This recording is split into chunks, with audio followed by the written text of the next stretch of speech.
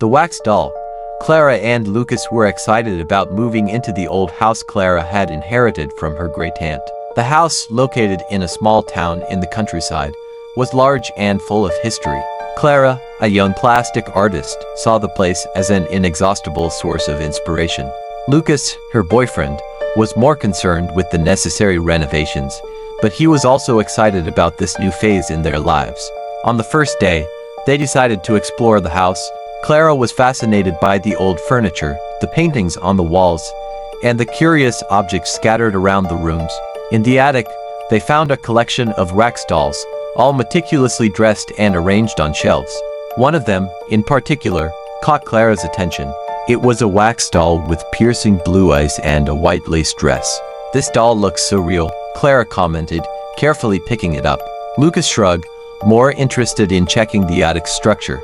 "Let's go downstairs and start organizing things," he suggested. Clara agreed but couldn't take her eyes off the doll. Something about it intrigued her deeply. As they descended the stairs, Clara felt a chill run down her spine. She looked back and had the impression that the doll's eyes were following her. Trying to shake off the strange feeling, she placed the doll on a shelf in the living room and continued with the unpacking. That night, Clara had trouble sleeping. The image of the wax doll wouldn't leave her mind.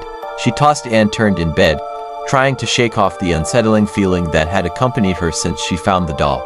Lucas, beside her, slept soundly, unaware of Clara's worries. The next morning, Clara went down to the living room and stopped abruptly. The wax doll was no longer on the shelf where she had left it. Instead, it was sitting on the couch, its blue eyes fixed on the door. Clara felt a chill. "Lucas, did you move the doll?" she asked, trying to keep her voice steady.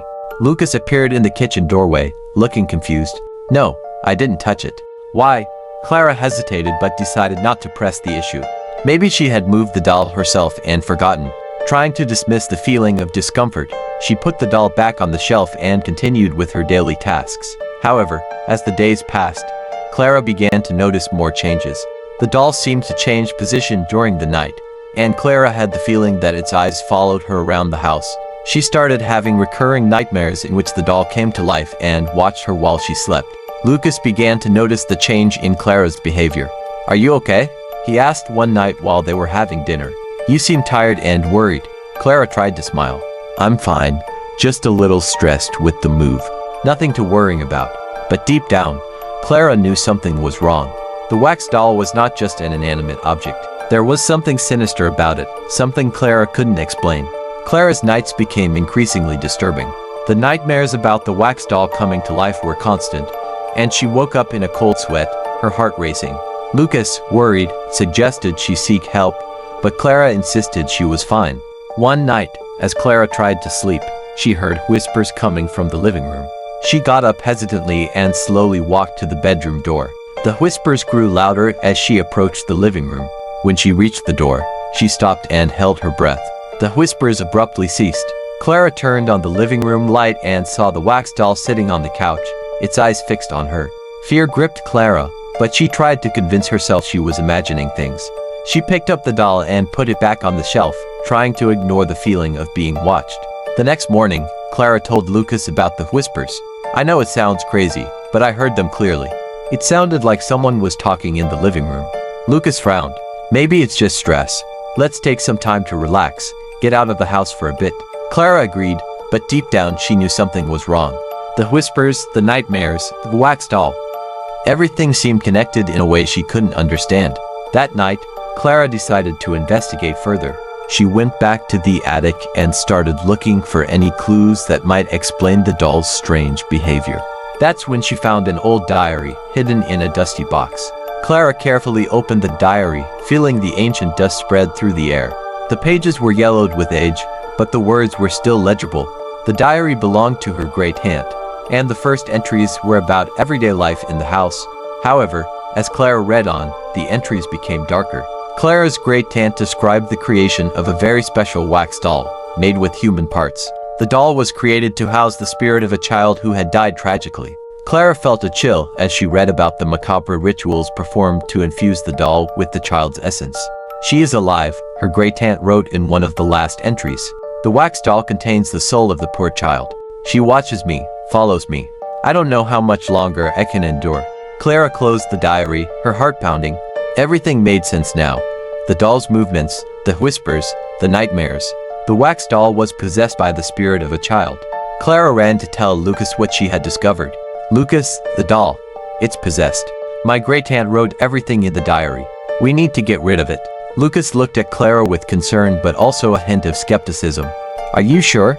It could just be an old story. No, Lucas. I feel it's true. We need to do something before it's too late. Lucas finally agreed, and together, they decided to try to destroy the doll. But Clara knew it wouldn't be easy. The entity inhabiting the doll wouldn't leave without a fight. Clara and Lucas decided to act that very night. They took the wax doll to the backyard, where they prepared a bonfire. Clara held the old diary tightly, as if it could protect her from what was to come. Lucas, with a determined expression, lit the bonfire. Let's end this once and for all, Clara said, throwing the doll into the flames. For a moment, nothing happened. But then, a sharp, supernatural scream echoed through the air, making Clara and Lucas step back. The doll began to writhe in the flames, as if it were alive. Clara felt a deep fear but knew she couldn't stop now. Keep going, Lucas. Don't let the flames die out.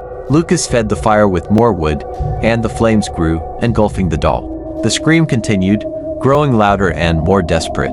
Clara felt tears streaming down her face but remained firm. Suddenly, the doll exploded in a cloud of melted wax and smoke. The scream ceased abruptly, leaving an unsettling silence in the air.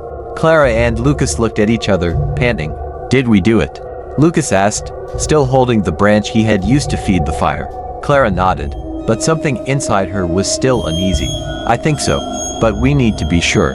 They spent the rest of the night cleaning up the doll's remains and extinguishing the fire.